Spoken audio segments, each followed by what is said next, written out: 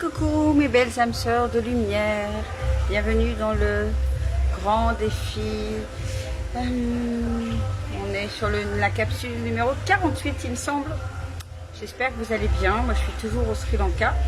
Aujourd'hui c'est le dernier jour de la grande fête nationale du pays qui est en l'honneur de Bouddha, en l'honneur des divinités pour la pluie, pour avoir des bonnes récoltes et voilà, porter économiquement, on va dire, le pays. Aujourd'hui,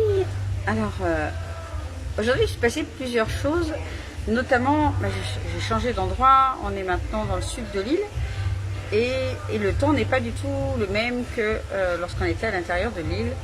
Ici, il y a des orages, il pleut, alors pas tout le temps, on a eu beaucoup de chance parce qu'il a plu le matin, puis il pleut là maintenant. Et c'est assez rigolo de voir, l'idée c'est de voir que tout de suite, quand on est en vacances, on a envie d'avoir du beau temps et on pourrait avoir tendance à ralouter, à râler par rapport au temps, dire oh mince il pleut. Ça a été, je vous cache pas, mon premier réflexe, et puis après, ça a été de me dire tout est ok, je lâche prise sur le temps qui peut être incertain, peut-être pas bon, etc. En même temps, tout est relatif ici parce qu'il ne pleut pas tout le temps. Les orages, la pluie dure en général une dizaine de minutes.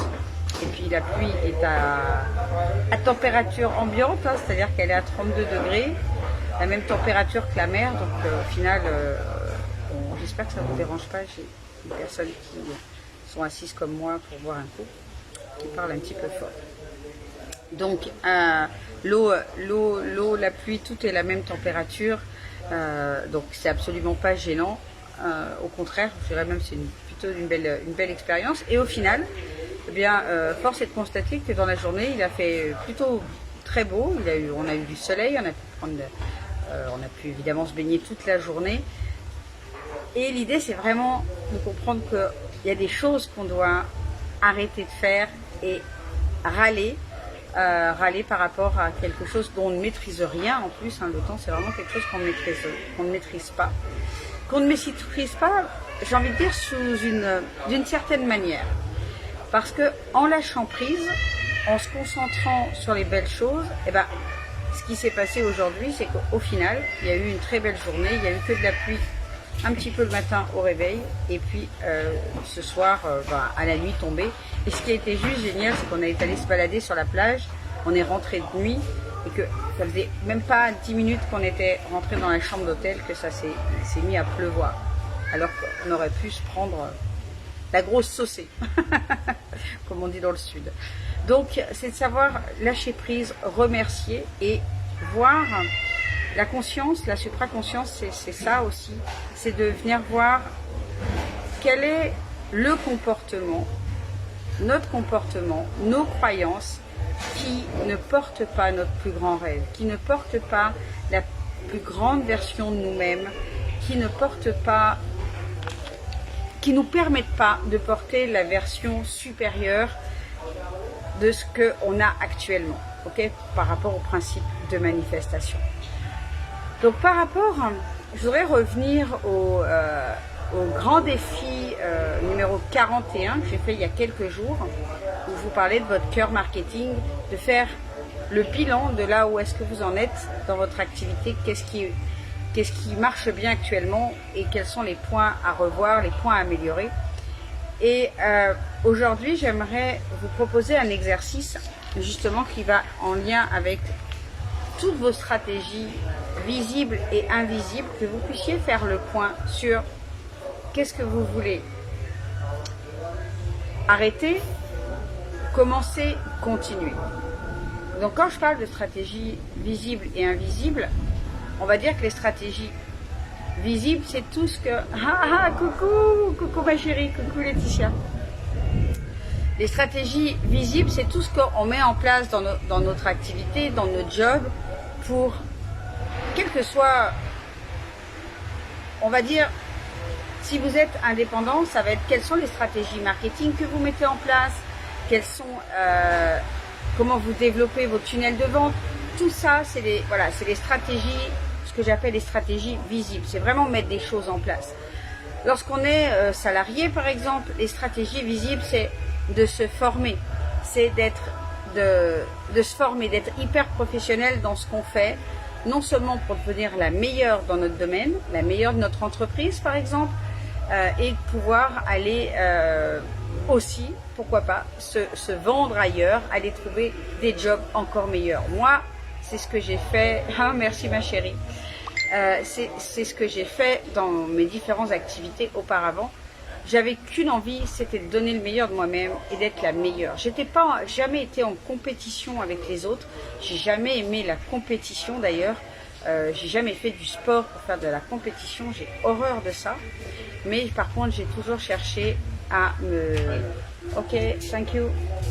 Je viendrai signer après. Oui. Thank you. Room number?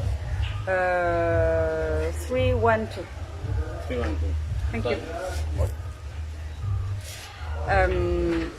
J'ai mon petit cocktail qui est arrivé. J'ai pris un petit, ça déchire, un petit milkshake coco. À votre santé. J'avais soif. Donc, les stratégies visibles, c'est qu'est-ce que vous allez pouvoir, qu'est-ce que vous devez aujourd'hui arrêter, continuer ou commencer. Quelles sont les choses dans la matière qui, aujourd'hui, vous devez les arrêter parce que vous voyez que non, c'est pas vrai, jamais été en compétition. Il n'y avait rien à gagner, ma chérie. Qu'est-ce que dans votre activité aujourd'hui, vous devez absolument arrêter parce que dans vos stratégies, parce que ça ne fonctionne pas, parce que c'est quelque chose qui ne vous porte pas vers votre plus grand rêve. Par exemple, je vais vous donner un exemple, la procrastination. Et reporter toujours à demain de faire des choses. Ça, pour moi, c'est une stratégie qu'on doit absolument arrêter. Qu'est-ce que vous devez commencer à faire? Si vous avez fait votre bilan en lien avec le live 41, dans toutes les panels que dont je vous ai parlé de ce cœur marketing, quelles sont les choses que vous devez commencer à faire, que peut-être vous avez repoussé jusqu'à maintenant? Ça peut être une formation, ça peut être un... Bon allez, tu sors, c'est ça, sors. Qu'est-ce que c'est? Vous faire accompagner, apprendre le closing, la vente, les tunnels de vente, les réseaux sociaux, apprendre à faire des posts. C'est quoi que vous devez commencer à faire maintenant pour votre activité? Elle reprenne, elle se développe, elle s'expanse. Dans quelques jours à peine, je ne sais plus combien on est au mois de septembre. Il reste un dernier gros trimestre, on va dire. Et c'est quand? Qu'est-ce que vous allez faire et quand? C'est hyper important. Thank you. Donc cherchez, faites le bilan de qu'est-ce que vous devez commencer à faire et quand est-ce que vous allez vous engager avec vous-même à le faire. C'est hyper important. Et ensuite, ça va être aussi dans les stratégies invisibles. Dans les stratégies invisibles, par rapport à votre spiritualité, par rapport à votre foi, par rapport à vos croyances, par rapport à vos peurs, qu'est-ce que vous devez arrêter? Qu'est-ce que vous devez commencer? Et qu'est-ce que vous devez continuer? Qu'est-ce que vous faites aujourd'hui et qui fonctionne très bien? Ça, on doit le continuer. Que ce soit dans les stratégies visibles ou invisibles, il y a des choses qu'on doit arrêter de faire, d'autres qu'on doit commencer, et puis d'autres qu'on doit continuer à faire parce que ça fonctionne bien. Voilà un petit peu de quoi je voulais vous parler aujourd'hui. Pour moi, c'est important de faire un petit bilan, on va dire 2 fois par an, un petit peu de là où vous en êtes dans votre cœur marketing. Servez-vous bien du live 41. Je vous donne plein de choses, vous vous auto-évaluez et puis vous voyez dans chaque partie qu'est-ce que vous devez commencer, arrêter, continuer. C'est hyper, hyper, hyper important. Par exemple, moi dans mes stratégies visibles, on va dire que ce que je continue à faire, ça va être de faire des posts, de faire des reels, de faire des stories, okay, pour parler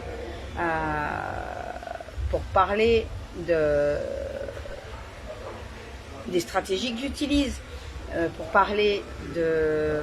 pour pour moi de l'alliance des stratégies visibles et invisibles, de comment, qu'est-ce que c'est un bon marketing, qu'est-ce que c'est un bon tunnel de vente, comment on fait pour faire des ventes énergétiques, comment on fait pour passer un business au niveau d'un business multidimensionnel.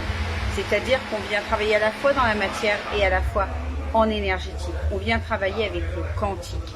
On vient travailler avec la puissance, notre propre puissance de manifestation, de création, de visualisation.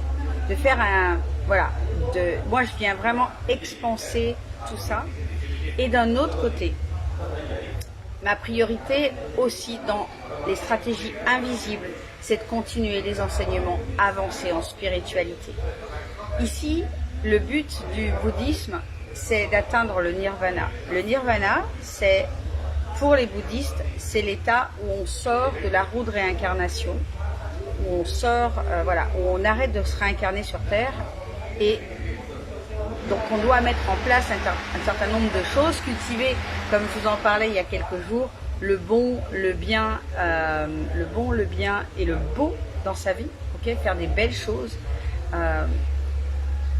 pour expanser sa conscience, expanser son unité avec les autres êtres humains sur Terre.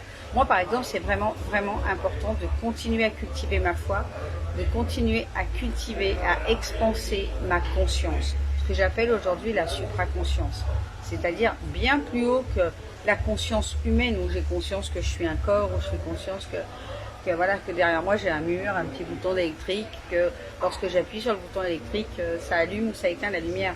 Ça, c'est pas de la conscience, c'est la conscience. C'est le b.a.-ba de la conscience. Et c'est surtout une conscience qui est uniquement dans la 3D, uniquement dans le visible.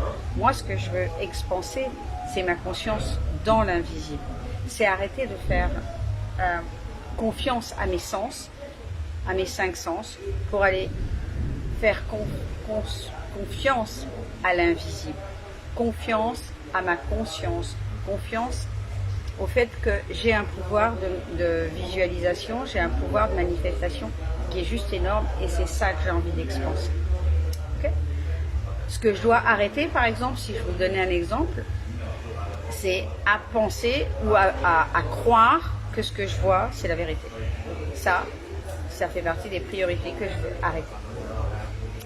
Voilà, j'espère que ce live, je vais retrouver ma petite famille pour boire mon petit cocktail. J'espère que ce live vous aura été utile.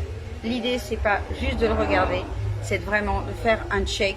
Vous prenez une feuille, vous faites 3 colonnes et vous voyez dans vos différentes sphères de votre cœur marketing et dans votre sphère personnelle, spirituelle, qu'est-ce que vous devez commencer, arrêter et continuer.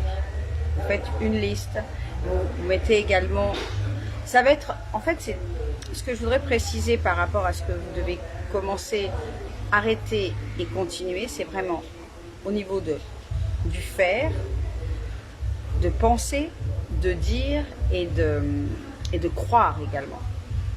Qu'est-ce que je dois arrêter de dire, de penser, de croire et de faire? Faites un petit check de tout ça vraiment en détail et faites-vous comme une promesse. Vous savez que c'est un engagement de soi avec soi. Ça, je dois arrêter parce que ça ne m'emmène pas, par exemple, râler, critiquer les autres, juger les autres. Ça ne mène pas vers ma plus belle vie. Ça ne me fait pas monter dans mes vibrations. Ok? Procrastiner, ne pas faire peut-être la formation réseaux sociaux que je devrais faire, ne pas apprendre la vente, tout ça, ça m'amène pas vers là où je veux aller. Donc quels sont les choix, les décisions que vous devez prendre de ce que vous devez commencer dans votre business, dans vos stratégies visibles et dans vos stratégies invisibles. Voilà, si vous avez des questions, n'hésitez pas à les poser sous ce live, j'y répondrai avec grand plaisir. Je vous embrasse tout fort, moi il est 20h, presque 21h ici. Je prends mon petit cocktail, je vous souhaite une belle fin d'après-midi et je vous dis à demain. Ciao, ciao.